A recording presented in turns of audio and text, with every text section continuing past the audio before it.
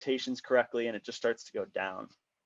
If you are very communicative about the level that you're at and what you can do, and then you come in and you just start hitting above that every single time, they're going to be surprised and delighted the entire way through, and they're going to appreciate everything that you're doing, as opposed to it being the flip.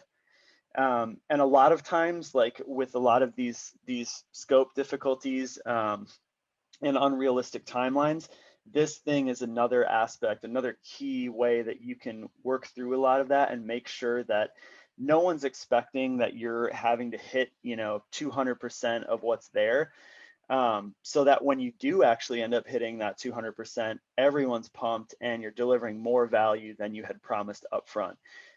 On the flip side, if you do it the other way, you're kind of always coming in right under the bar, and no one's going to be excited about what's going on in that process. So that's kind of the under promise, over deliver is my fallback on a lot of things, and it's saved me through countless projects. And coming out of this, how do you usually outright prevent unrealistic timelines and scopes? My honest answer is that you can never totally weed them all out, but through these kind of three things that I've mentioned here, usually you can weed out 90 to 95% of things. There's going to be stuff that comes through regardless. That's just how creative work is. And, as long as you can kind of put steps in place to work through these things as it's going that way, you can usually at least get a majority of them back on track, as opposed to seeing a lot of them kind of fall off and go toward a direction that you're not super comfortable with. Any questions based on this slide right here?